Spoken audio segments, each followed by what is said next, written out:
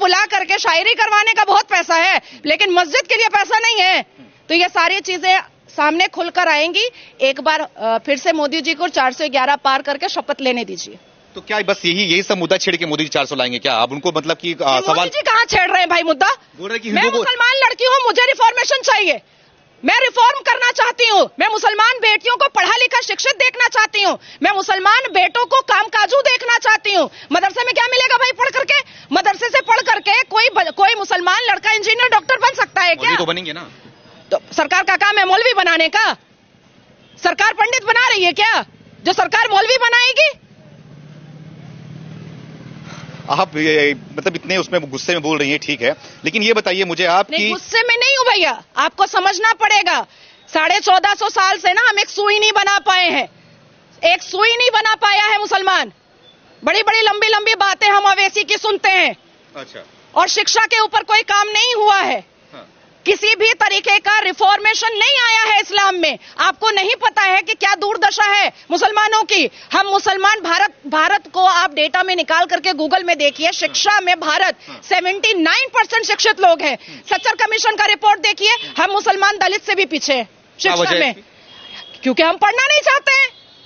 खाली तलवार दिखाओ, शलवार पहनाओ, तलवार दिखाओ, शलवार उतारो, यही काम है। इससे निकलेगा मुसलमान तभी जब मुसलमान शिक्षित होगा। मुसलमानों को शिक्षित होना पड़ेगा, तभी उनके अंदर रिफॉर्म हो, तभी वो रिफॉर्म हो पाएंगे। तो मोदी ने क्या किया 10 सालों में मुसलमानों के लिए, खास करके क्या किया मोदी ने? देखिए, अब तो मुल्लाओं का काम भी मोदी जी को करना पड़ रहा है। वो बोल रहे हैं कि अल कुरान में 800 बार इंसानियत का बात है, 306 बार शिक्षा की बात है। पसमानदा मुसलमान सामने आओ, एक हाथ में कुरान ले लो, दूसरे हाथ में कंप्यूटर ले लो। ये तो मोदी जी को बोलना पड़ रहा है। बेचारा अवैसी सोच रहा है मेरा भी काम मोदी जी को करना पड़ रहा है, क्योंकि अवैसी तो कर नहीं रहा है। अवैसी तो मुसलमान बेटियों का खाली सलवार झांकते रहता है। Age of puberty is age of marriage. Owaisi का तो यही काम है, सलवार झांकने का, इसके अलावा तो और कोई काम नहीं है। ये बताइए मुझे आप कि ये जो कानून जो कांग्रेस सरकार में रही है, मतलब कि 55 से 60 साल तक कांग्रेस राज की देश के अंदर, जो कानून बनाया गया मुस्लिम पर्सनल लॉ बोर्ड और वक्फ बोर्ड को, तो क्यों मतलब कि ये मुसलमानों के लिए ही क्यों बनाया गया है वक्फ बोर्ड और मुस्लिम पर्सनल लॉ बोर्ड? हिंदुओं के लिए कोई दूसरा बोर्ड, कोई कानून नहीं है क्या? इनको मतलब छोड़ दिया गया था कि हिंदू अपने हिसाब से रहे, मुसलमानों के लिए तो ये बोर्ड रहेगा, इस हिसाब से मुसलमान चलेंगे? क्या वजह है? देखिए, हमारा दुर्भाग्य है कि जिसको हम राष्ट्रपिता बोलते हैं, हालांकि मैं गांधी जी को राष्ट्रपिता नहीं मानती हूं, क्योंकि मैं भारत माता बोलती हूं। वो कभी भी, गांधी जी ने कभी भी 82.7% सनातनियों को अपनी ताकत उन्होंने समझा ही नहीं, कभी नहीं समझा। और यही यहां से ही भारत का दुर्भाग्य स्टार्ट हुआ। जब से नेहरू से लेकर के मनमोहन सिंह जी की सरकार थी, तब से कश्मीर से कन्याकुमारी तक सिर्फ बम फुटता था। यासीन मलिक और लश्कर ए तैयबा और फलाना और धमाका ही होता था। मुसलमानों का कभी हलाल सर्टिफिकेशन बन रहा है, तो कभी दारुल उलूम बन रहा है, कभी देवबंद बन रहा है, तो कभी इत्तेहादुल मुस्लिमीन बन रहा है। भाई, ये भारत है।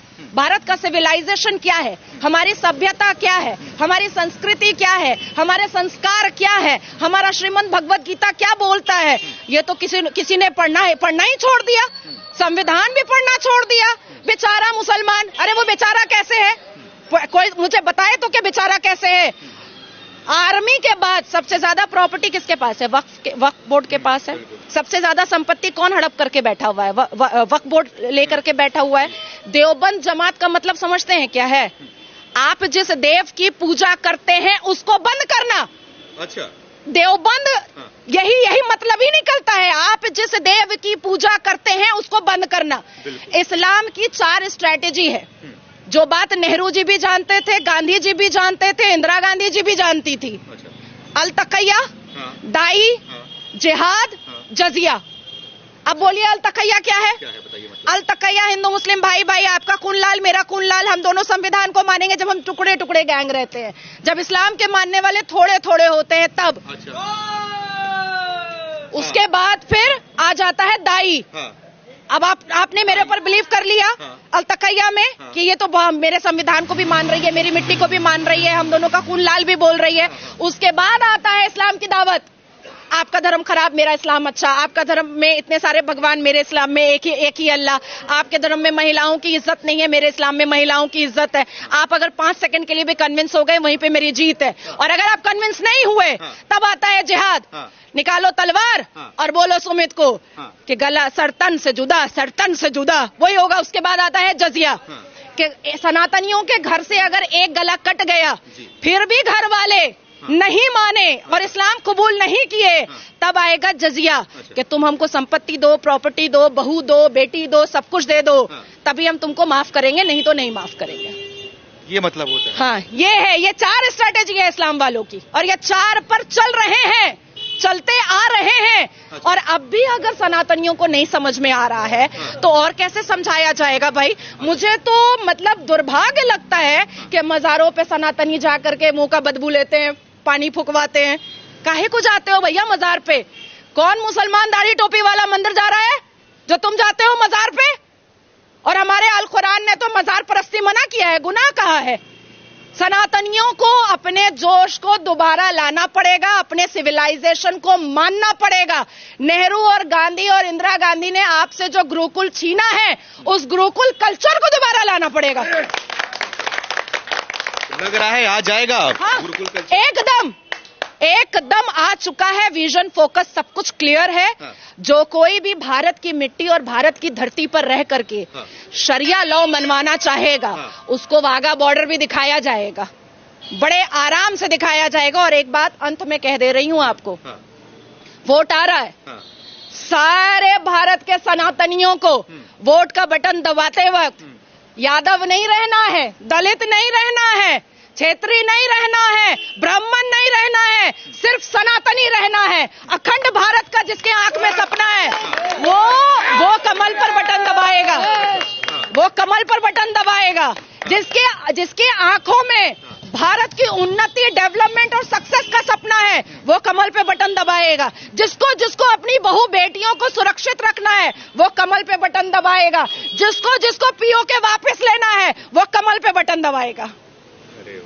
मतलब कि आप इतना खुल के मुस्लिम समाज से आती हैं, मंदिर में दर्शन करती हैं, जय श्री राम का और महादेव का नारा लगाती हैं, ये ओम नमः शिवाय का पट्टा पहनती हैं, तो आपको डर नहीं लगता कभी आपको काफिर न घोषित कर दिया जाए वहां से?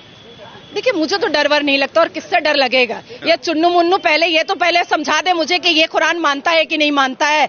अगर अवैसी या मदनी या बुखारी या तौकीर कुरान मान रहा होता तो सारे मजारों पे हथौड़ा चल चुका होता, क्योंकि अल कुरान में तो मजार परस्ती गुनाह है, मैंने आपको बताया, फिरका परस्ती गुनाह है।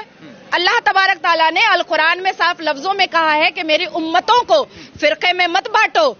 एक अल कुरान को सारे मुसलमानों को मानना है, और उनकी पहचान सिर्फ एक अल कुरान है। तो कहां से आया all India Muslim personal law board? कहां से आया हदीस? कहां से आया बहश्ती ज़ेवर? कहां से आया सही अल बुखारी? तो ये पहले खुद को तो साबित कर ले कि ये पक्के मुसलमान है। ये पहले खुद को तो साबित करे, बाद में मुझे साबित करवाएंगे। तो आपके लिए बोलते हैं यही ना कि पक्की मुसलमान है ही नहीं हो, क्योंकि आप इस्लाम के खिलाफ बोलते हो, मौलवी के खिलाफ बोलते हो, सबके खिलाफ बोलते हो, खाली बस सनातनियों के साथ में आती हो, मतलब कि आप पक्के हो नहीं। नहीं, देखिए, अवैसी की बात को मैं क्यों मानूं? कौन है वो? एक गली का नेता है, और अभी कुछ दिन के बाद माधवी लता जी जो लपेटेंगी उनको, मैं जाने वाली हूँ वहां भी। जी हाँ, कंपेनिंग में जा रही हूँ मैं। तो हम दोनों बहनें जब मिल करके मंच पर बात करेंगे ना अवैसी के बारे में, तो जोड़ा अवैसी का चेयर ना 1984 से लेकर के 2024 में हिला के ही छोड़ेंगे। एकदम हर हर महादेव का नारा लगा करके मंच पे चढ़ूंगी मैं भी देखती हूँ कि अवैसी कैसे फतवा जारी करवाता है। अल कुरान के पन्ने, सूरा, आयत, वर्सेस सब बोल करके बोलूंगी कि ये जाली मुसलमान है, अवैसी जाली मुसलमान है, अवैसी चिटिंगबाज मुसलमान है। अवैसी को कुरान की आयत, सूरा, वर्सेस अगर सुनना है तो मेरे साथ आकर के कन्फ्रंटेशन करे। अगर 1% भी अवैसी को हिम्मत है तो मैं रहूंगी हैदराबाद में 1 हफ्ते के बाद, आए मेरे सामने। चैलेंज तो ठीक है, वो ऐसे स्वीकार करते कि नहीं करते वो बात की बात है। अब ये बताइए, आपकी जो मोदी जी ने संकल्प पत्र जारी किया वो आपको कैसा लगा? क्योंकि तेजस्वी यादव की बात करें तो वो बोल रहे हैं कि इसमें कुछ काम की बात है नहीं, ना तो युवाओं की बात है, ना रोजगार की बात है, ना महंगाई की बात है, और ना बेरोजगारी की बात है। इसमें सिर्फ और सिर्फ इनके मतलब की बात है और बेकार की बातें हैं सब इसके अंदर। क्या कहना चाहेंगी आप? तो क्या करे, कांग्रेस का पढ़े मैनिफेस्टो, जो 1 लाख रुपया महिलाओं को मिलेगा, वो सब हवाबाजी है, वो पूरा मुस्लिम लीग वाला मैनिफेस्टो है। आपने सुना राहुल गांधी को, खटाखट खटाखट खटाखट आपके अकाउंट में 8,500 रुपए जाए। देखिए राहुल गांधी के हिसाब से तो भारत के युवा जो है ना वो पाकिस्तान के युवाओं से भी बदतर है। तो क्या करें, मैं राहुल गांधी की बात मान लूं? राहुल गांधी ने अपनी एक बहुत पुरानी स्पीच में सर पे टोपी पहन करके टोपी पहनाया और सबको कहा कि जात पात हम नहीं मानते, हम सिर्फ इंसान मानते हैं। और उसके बाद क्या बोलने लगा? जात पात को बंटवारा करने लगा। देखिए एक देश की पार्टी को गांधी परिवार का आखिरी चश्मो चिराग राहुल बाबा मोहल्ले और नुक्कड़ की पार्टी बना करके छोड़ दिया है। और मुझे अब ऐसा लगता है कि पूरे देश में 2-4 सिर्फ काउंसिलर बच जाएगा कांग्रेस का आने वाले वक्त में, इसके अलावा कोई ना